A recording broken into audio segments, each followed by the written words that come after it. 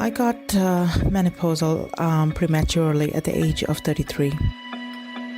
Following surgery to remove ovarian tumor, I lost my ovaries and became menopausal overnight.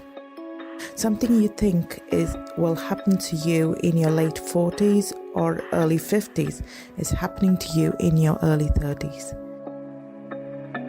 This is Deepthi Krishna answering the question what it is like to have premature menopause.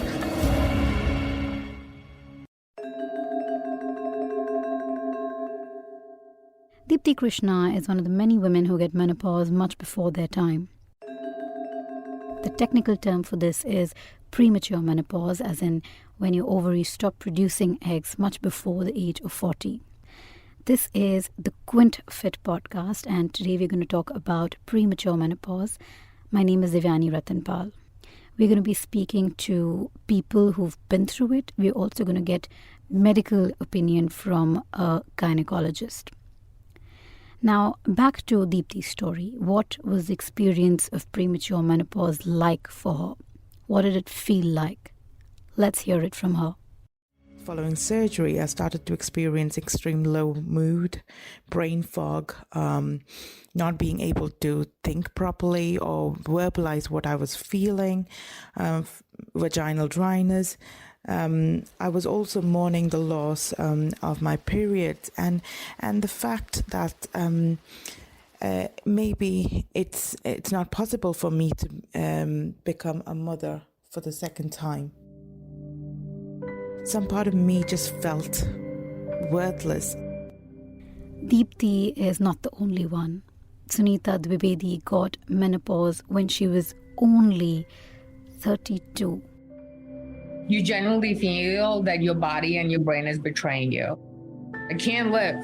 If I try to do everything, the body has given up. The body has given up on you, right? So for most of my female friends, when I told them, it was no, how is that possible? Are you sure? You're too young. They had immediate questions. But for male friends, it was a 10-minute shock in their head.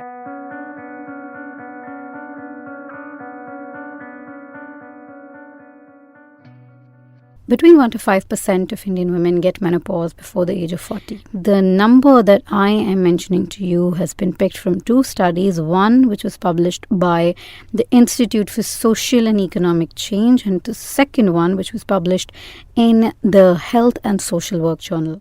I spoke to gynaecologist Dr Deepa Dureja, who explained the factors that likely contribute to a woman being diagnosed with premature menopause. Indian women do get menopause earlier. You have to see their family histories.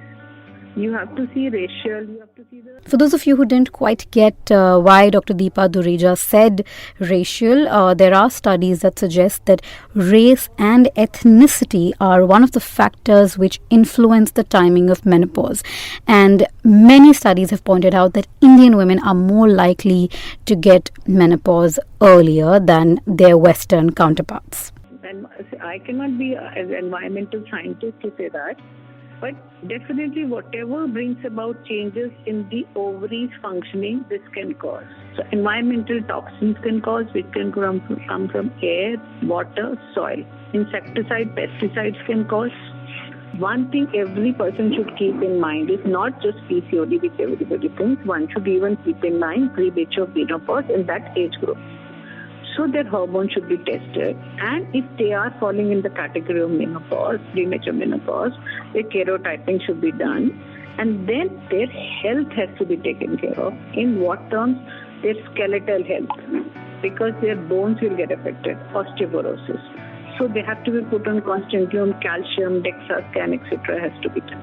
Then if they are going to premature menopause and they have some ovaries, some eggs, they have to see the cohort of eggs left with them.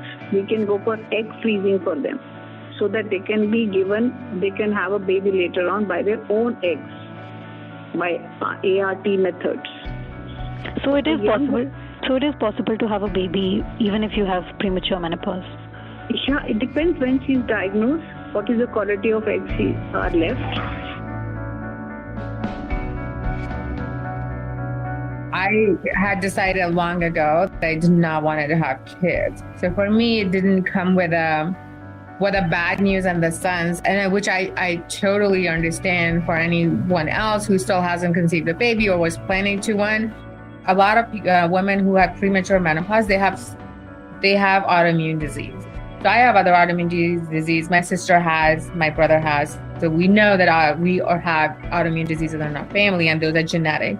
So there is a cross section. There is no conclusive study, but there is more a reference-based study that there is a good overlap between that. So could be that.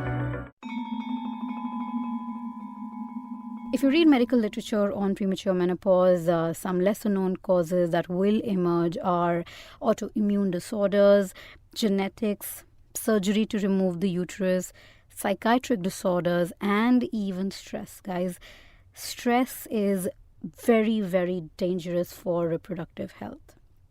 Deepti Krishna actually believes that stress had a major role to play in her premature menopause.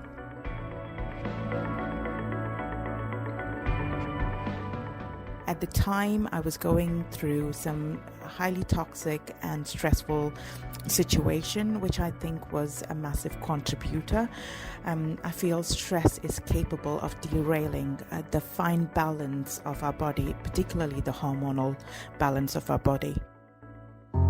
It's just really sad to imagine what these women have been through. But these tough women did not give up, even after being diagnosed with premature menopause at such a young age. This is the story of their recovery. For me, the recovery actually started when I I began to accept the fact that I am menopausal. This allowed the focus on what I can do to feel better and look after myself. I started accepting myself for who I am, and that include my premature menopause.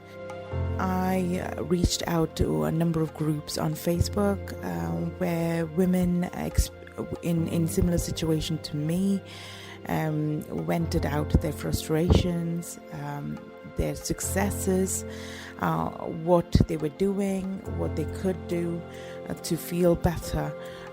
This made me connect to a number of stories. I connected with other women who were experiences similar to what I am going through. I sought the help of a professional, a doctor, who understood and empathized with me. I was offered HRT patches to supplement the deficit of estrogen and a Mirena implant to supplement progesterone. This combination worked extremely well for me, and I started seeing my symptoms ease. I also started looking after my emotional health by processing the way I felt some negative emotions. I cannot imagine of somebody who was not active, who was not taking care of themselves. I cannot even imagine how they'll cope up. Sunita had always been fit. She and her husband would go on long runs. For her, eating salad was a matter of choice and not necessity. So for her, it was not a lifestyle change to get fitter, but she believes that for those who don't take care of their health, managing life post-premature menopause can be extremely difficult because the body and the mental state can go into havoc, so you really have to take care of your health. Dr. Deepa Dureja says part of the problem could be the lifestyle hazards that women are increasingly exposing themselves to.